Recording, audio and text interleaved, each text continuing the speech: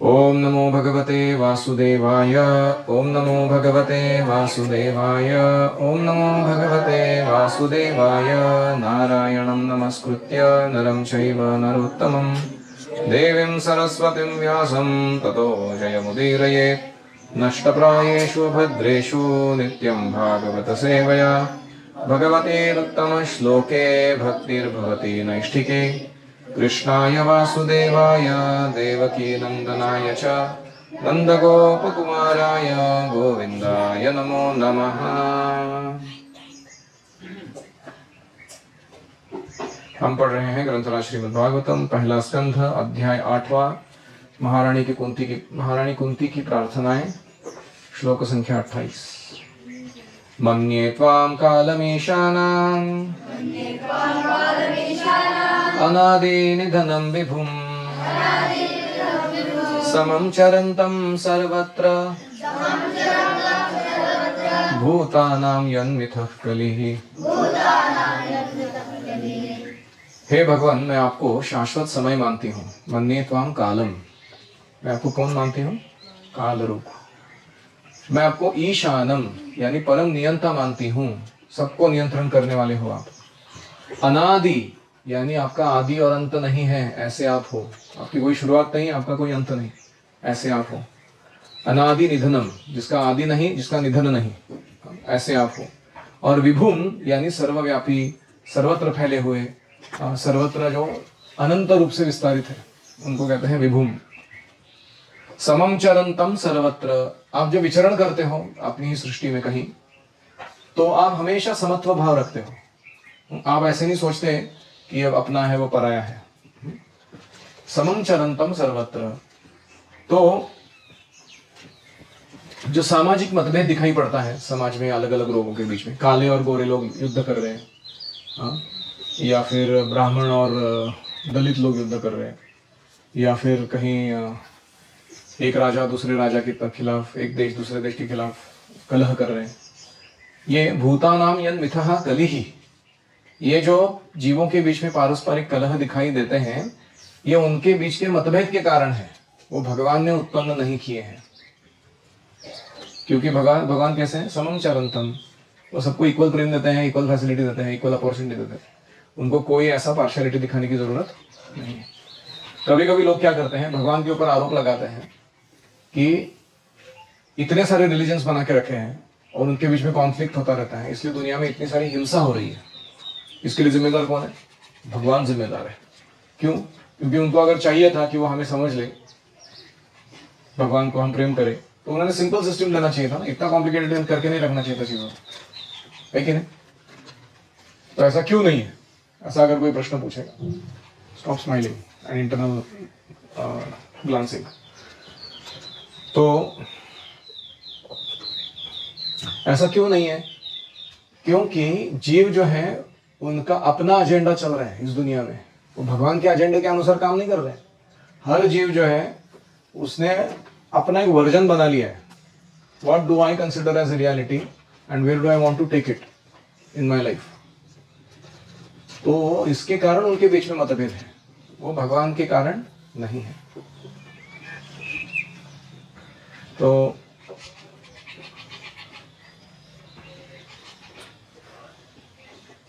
प्रभा जी बहुत सरल भाषा में कहते हैं, जीवों को उनकी योग्यता के अनुसार, eyes on the screen please, वो बाद में भी किया जा सकता है वो सब काम।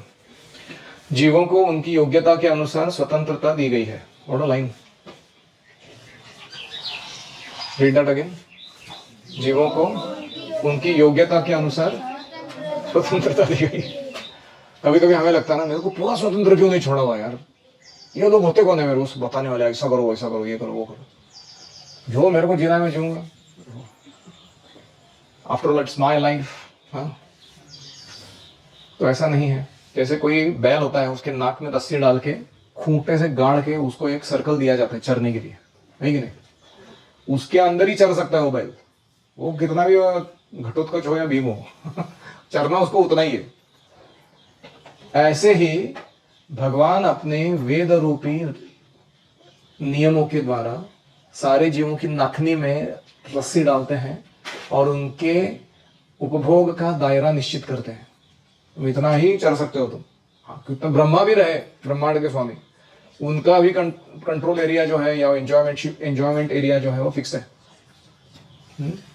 और इसलिए ये कौन तय करता है कि इसको ज्यादा फ्रीडम देना चाहिए, वो इसको कम फ्रीडम देना चाहिए? वो भगवान डिसाइड करते हैं। और किसके आधार पर करते हैं? योग्यता के आधार पर। जो ज्यादा योग्य व्यक्ति है उसको ज्यादा स्वतंत्रता दी जाती है, जो कम योग्य व्यक्ति है उसको कम स्वतंत्रता दी जाती है। तो भगवत भक्त जो है वो अपनी स्वतंत्रता का दुरुपयोग नहीं करते। They never misuse their freedom. इसलिए उनको भगवान की अच्छी संतान माना गया है। जैसे कोई पिता होता है, 10 बच्चे हैं उनके, उसमें 4 है वो ऐसे ही नशेड़ी और क्या कहते हैं उसको, वुमेन मॉन्गर्स, स्त्री लंपट काम करने में लगे हुए हैं। और कुछ 2-3 बच्चे हैं वो सिर्फ पैसा कमाने के पीछे लगे। एक हाथ कोई बच्चा है जो पिता से सही में प्रेम करता है, उसकी बिजनेस को अपना मान के चलाना चाहता है, वो भी पिता की प्रसन्नता के लिए। तो पिता सबसे प्रेम करते हैं, लेकिन उस संतान से विशेष स्नेह रखते हैं जो अपनी स्वतंत्रता का दुरुपयोग नहीं कर रहा।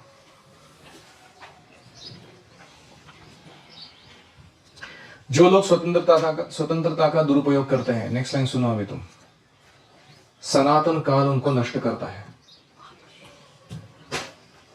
भगवान का काल रूप जो है, मन्ये त्वाम कालम। तो प्रभा जी क्या लिख रहे हैं कि काल रूप जो है भगवान का, वो क्या करता है, ऐसे सारे उठपटांग जीव जो अपनी स्वतंत्रता का दुरुपयोग करने में एक्सपर्ट बन गए, उनके भौतिक शरीरों को पुनः पुनः मृत्यु के जबड़े में डालता है, पुनः पुनः नए शरीर प्रदान करता रहता है और उनका स्वतंत्रता जारी रहता है।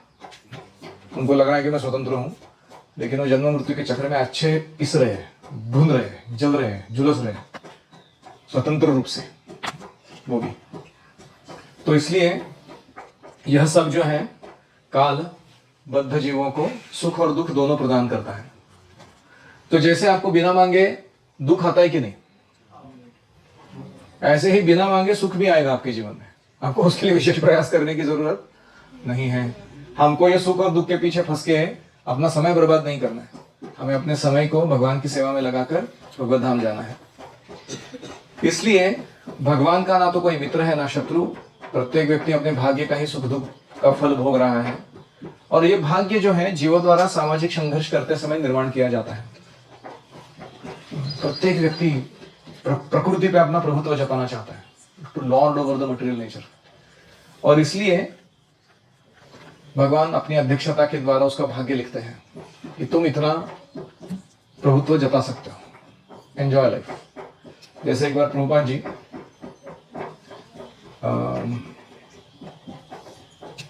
कोई कॉकरोच था शायद, वैसे ही घूम रहा था इधर उधर, पकड़ा उसको और एक खिड़की के पास है प्रभुपाद जी, उसको छोड़ा ऐसे हवा में उड़ते हुए।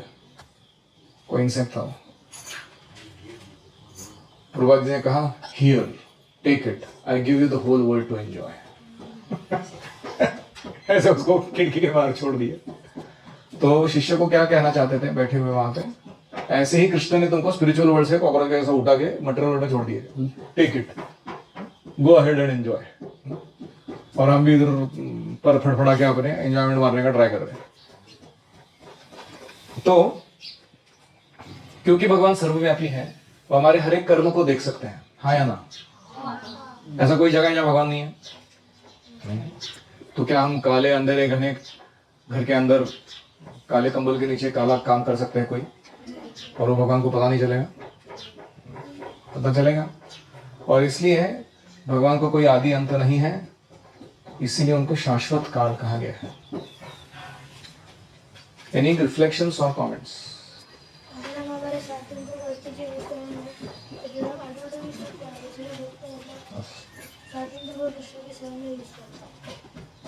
Don't misuse your minute independence.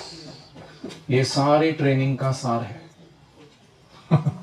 सारा प्रशिक्षण किस लिए दिया जा रहा है? ताकि जो छोटी सी स्वतंत्रता मिली है हम उसका दुरुपयोग ना करें, उसका सही उपयोग करें। तो हमारे पास उदाहरण है नारद मुनि का, है कि नहीं? क्या फ्रीडम है उनके पास। हाँ, पूरे आध्यात्मिक जगत में, भौतिक जगत में जहां चाहिए स्वच्छंद विचरण कर सकते हैं। यहां तक कि कृष्ण के द्वारका के महलों के अंदर उनके बेडरूम में भी प्रवेश कर सकते हैं। इतना फ्रीडम है नारद मुनि, ना वीजा ना पासपोर्ट, और सब कुछ फर्स्ट क्लास अरेंज। उनको ट्रैवल करने के लिए उनको यान भी नहीं लगता, कोई विमान नहीं लगता, उनका बॉडी केपेबल है सब कुछ करने के लिए। आप समझ रहे हो व्हाट इज स्वतंत्रता? तो ये क्यों दी है नारद मुनि को ऐसे स्वतंत्रता? क्योंकि वो अपनी स्वतंत्रता का दुरुपयोग नहीं करते, इसलिए दी गई। अगर गुरुकुल में सारे बच्चे सेल्फ कंट्रोल सेजेस रहते हैं तो मैं हर एक के हाथ में एक डिवाइस दे देता था, वो लोड करके देता था सारे सूक्त या पीडीएफ जो मेरे को आपसे पढ़वाने हैं, या सारे बुक्स है, सब कुछ। क्यों नियम निकाला है कि तुम टीचर के पास से रख सकते हो डिवाइसेस? क्योंकि जब जब तुमने हाथ में लिया है तो कुछ प्रताप करके दिखाया है, additional work not assigned in devotional service, स्वतंत्रता का दुरुपयोग।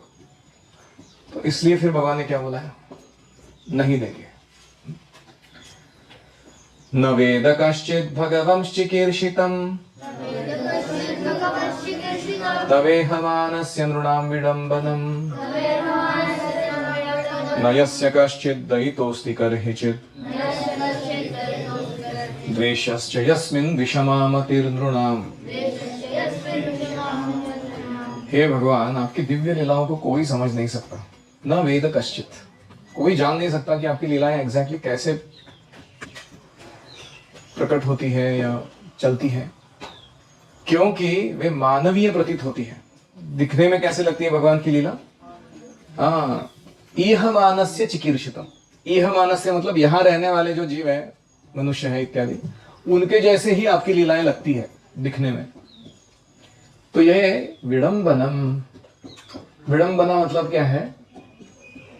एक प्रकार से देखा जाए तो अचरज करने की बात है कि जो भगवान अजन्मा है, जिन वो भौतिक शरीर धारण नहीं करते हैं, भौतिक कार्य नहीं करते हैं, वो इस भौतिक जगत में जन्म ले रहे हैं और लग रहा है मानो कि वो सारे वर्णाश्रम धर्म के नियम पालन करके भौतिक चीजों में लगे हुए हैं। तो इसको कहते हैं विडंबना, अचरज की बात है, बड़ी भ्रामक बात है, इससे भ्रम निर्माण हो सकता है। और इसीलिए कौन जान सकता है इन लीलाओं को? न यस्य कश्चित् दयितः, जिसको भगवान की कृपा मिली है वो जान सकता है कि भगवान कर क्या रहे, लेकिन जिसको नहीं मिली है वो इन लीलाओं को देख के भ्रम में आ जाता है। द्वेषश्च यस्मिन् विषमामतिर्नृणाम्, न तो आपको किसी के ऊपर विशेष कृपा करनी है और ना कोई आपका अप्रिय है। लोगों की यह केवल कल्पना है कि आप पक्षपात करते हो, भगवान ने इसको इतना रईस बनाया, मेरे को इतना गरीब बनाया। इसका मतलब भगवान क्या है? पार्शियलिटी दिखाते हैं। पार्शियलिटी को क्या कहते हैं? पक्षपात, किसी का पक्ष लेना और उसके हित में काम करना और दूसरे को अहित करा देना, इसको कहते हैं पक्षपात। तो भगवान ऐसे नहीं है।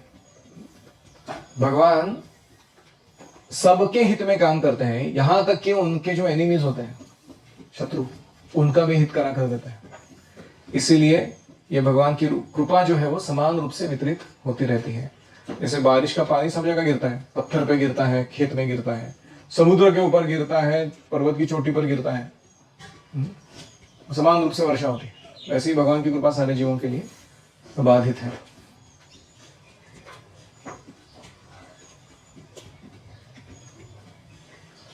मूर्ख लोग सोचते हैं भक्ति करना यह भगवान की चाटुकारिता है। चाटुकारिता करना मतलब क्या होता है? चमचागिरी। हाँ, करेक्ट। चाटुकार मतलब क्या है? तलवे चाटना किसी के, ताकि वो तुमको फेवर करे। तो कुछ लोग क्या कहते हैं, भक्ति करना मतलब क्या है? चमचागिरी करने का। हाँ, माता पिता तुम मेरे शरण गहूं किसकी, तुम रक्षक अंतरयामी, शरण लहूं किसकी, ओम जय जगन। फिर उसके सुख संपत्ति घर आवे, कष्ट विटे तन का ओम। तो वो भी मतलब चाटुकारिता हुआ ना, एक दूसरे चापलूसी करो, भगवान को खुश करो, फिर बोलो चलो हमको हमारी मांगे पूरी करो। तो इसको कहते हैं चाटुकारिता। तो लोगों को लगता है कि भक्ति करना मतलब ऐसा ही है। प्रभुपाद क्या बैंड हो जाएगा देखो ये कॉन्सेप्ट का।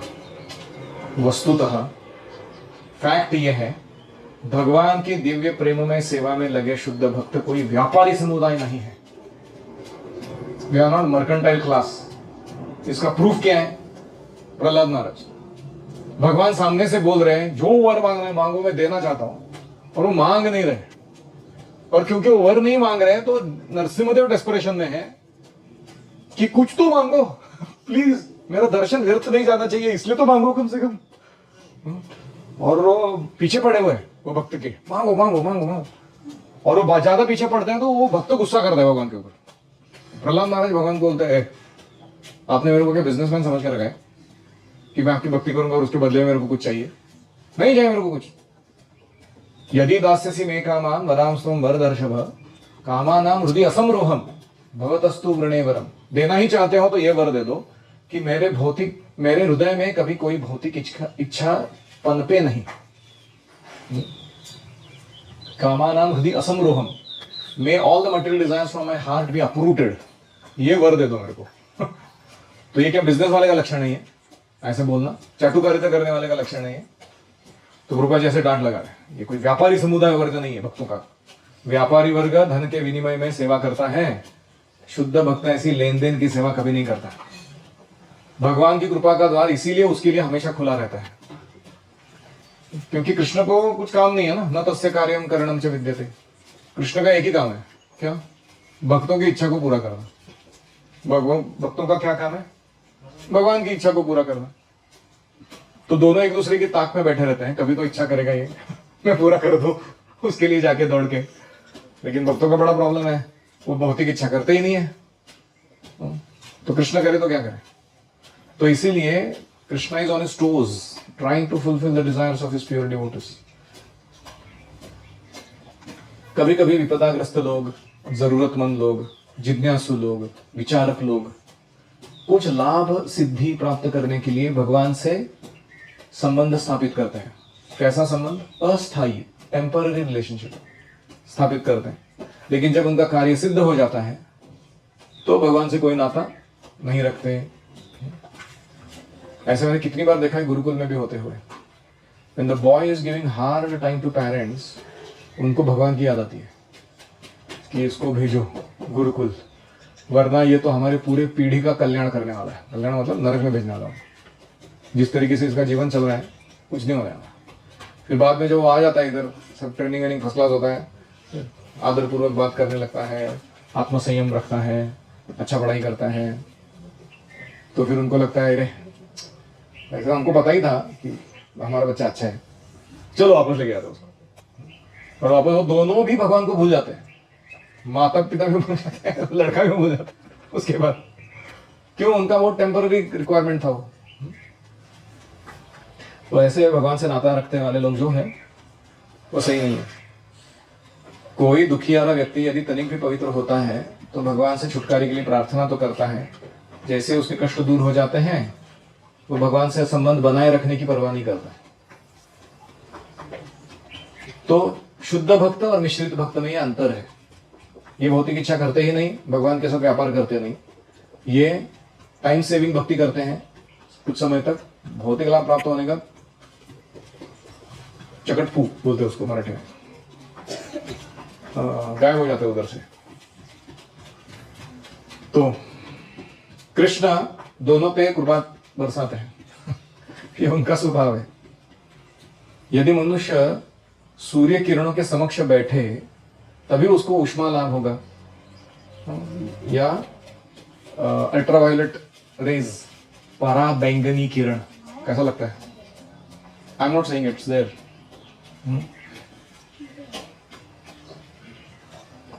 तो you get benefit of ultraviolet rays and heat only if you sit in the sun, है कि नहीं? तो अगर किसी खोपचे में जाके अपना कंबल ओढ़ के सो जाओगे, सारे खिड़की दरवाजे बंद करके अंधेरा करके, तो सूर्य क्या करेगा उसको? तो सूर्य का क्या दोष है उसमें? तो प्रभा जी कहते हैं भगवान कभी पक्षपात नहीं करते।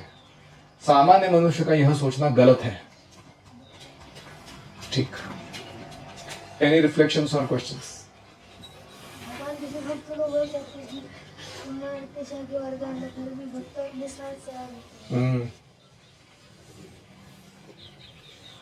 How Krishna was please with Prabhupada, इतना निस्वार्थ से आ गया. How many years and years of struggle, 44 years to struggle without success in preaching. Yes. क्यों?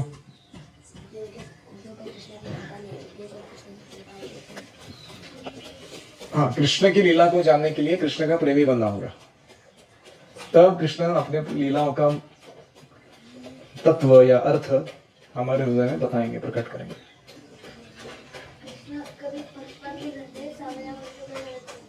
हाँ, हमें भी कभी कभी लग सकता है कि हमारे गुरु हैं, टीचर्स हैं या कृष्ण या वो हमारे साथ पक्षपात कर रहे हैं. मैं इतना कुछ कर रहा हूँ, कोई देख ही नहीं रहा है, और कल का आया हुआ छोकरा है उसको सब समय दिया जा रहा है.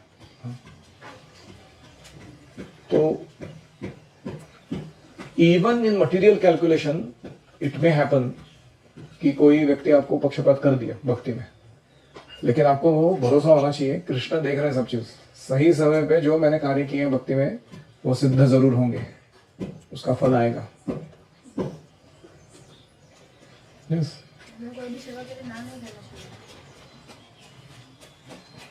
अच्छा, यहाँ कहाँ लिखा था?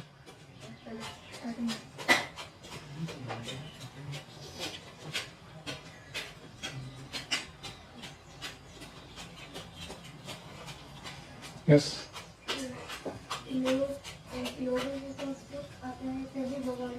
याद करते हैं.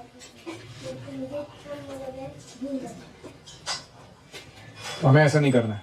हाँ, दोनों सुख में भी दुख में भी कृष्ण का स्मरण और साथ जारी रखना है. ठीक है. Yes. Most people pray to Krishna only when we are in pain. It is easier to pray to Krishna when we are in pain. If we pray when we are happy also, then we get no mercy in that much. We are truly dedicated. By taking shelter of Krishna, especially when we are in good shape of life, हम सुख में जो कृष्ण का आश्रय लेते हैं तीव्रता से, तो कृष्ण को ये भरोसा हो जाता है कि ये व्यक्ति कभी भी मुझे छोड़कर नहीं जाएगा. इसको कितना भी ऑपुलेंस दे दो, मटेरियल फैसिलिटीज, प्लेजर दे दो, ये हमेशा सेवा में लगा रहता है. So that's how we can win the heart of Krishna. Yes.